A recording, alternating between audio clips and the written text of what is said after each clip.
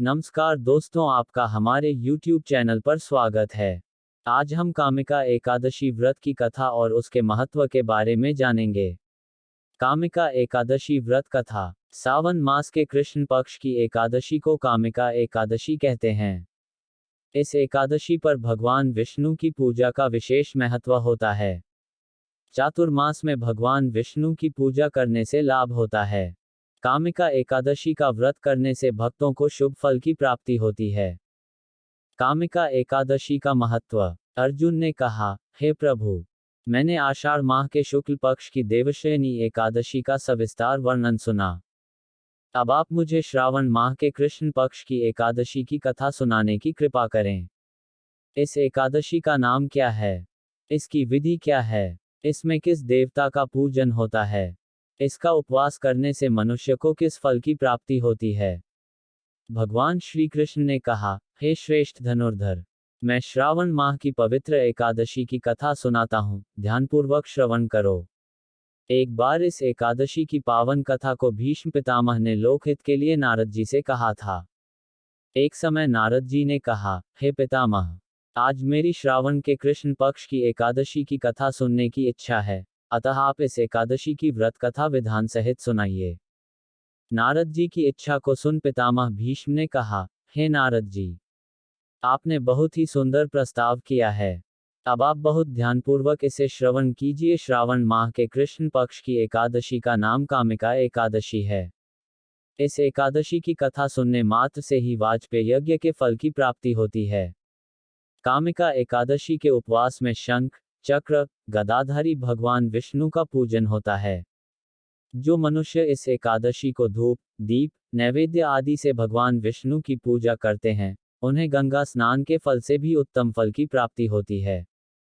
सूर्य ग्रहण और चंद्र ग्रहण में केदार और कुरुक्षेत्र में स्नान करने से जिस पुण्य की प्राप्ति होती है, वह पुण्य कामिका एकादशी के दिन भगवान विष्णु की भक्तिपूर्वक पूजा करने से प्राप्त हो जाता है। भगवान विष्णु की श्रावण माह में भक्तिपूर्वक पूजा करने का फल समुद्र और वन सहित पृथ्वी दान करने के फल से भी ज्यादा होता है। व्यतिपात में गंडकी नदी में स्नान करने से जो फल प्राप्त होता है, वह फल भगवान की पूजा करने से मिल जाता है। संसार में भगवान की पूजा का फल सबसे ज्यादा है, अतः भक्तिपूर्वक भगवान की पूजा न कर सके तो श्रावण माह के कृष्ण पक्ष की कामिका एकादशी का उपवास करना चाहिए।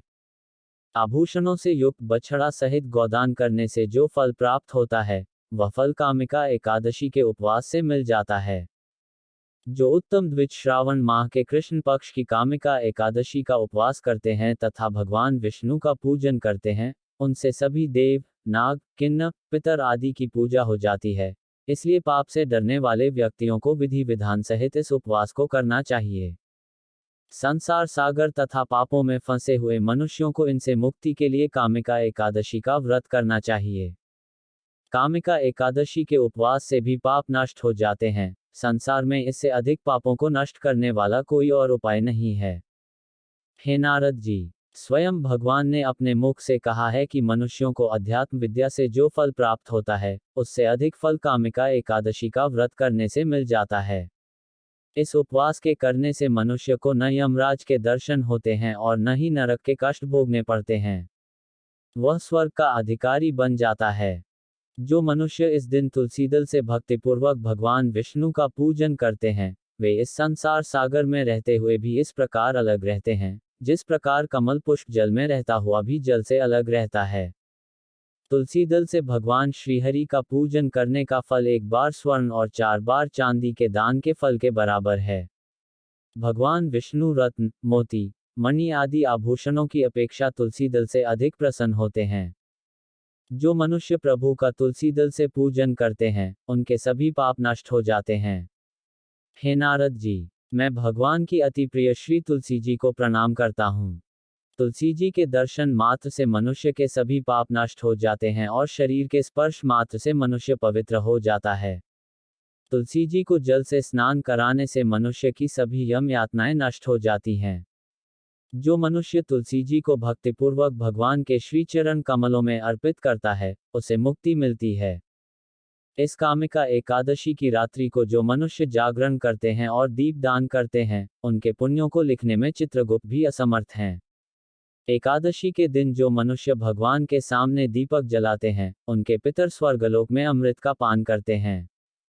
भगवान के सामने जो मनुष्य घी या तिल के तेल का दीपक जलाते हैं, उनको सूर्यलोक में भी सहस्रों दीपकों का प्रकाश मिलता है। कामिका एकादशी व्रत कथा। एक गांव में एक वीर क्षत्रिय रहता था। एक दिन किसी कारणवश उसकी ब्राह्मण से हाथापाई हो गई और ब्राह्मण की मृत्यु हो गई।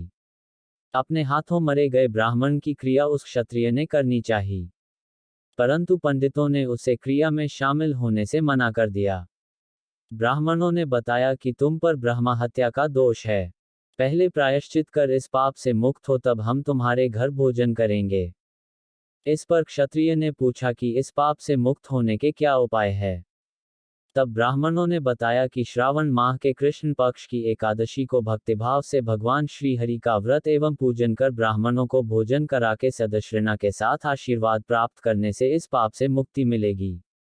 पंडितों के बताए हुए तरीके पर व्रत कराने वाली रात में भगवान श्रीधर ने क्षत्रिय को दर्शन देकर कहा कि तुम्हें ब्रह्म हत्या के पाप से मुक्ति मिल गई है। इस व्रत के करने से ब्रह्म हत्या आदि के सभी पाप नष्ट हो जाते हैं और इहलोक में सुख भोग कर प्राणी अंत में विष्णुलोक को जाते हैं। इस कामिका एकादशी के महात्म्य के श्रवण व पठन से मनुष्य स्वर्गलोक को प्राप्त करते हैं।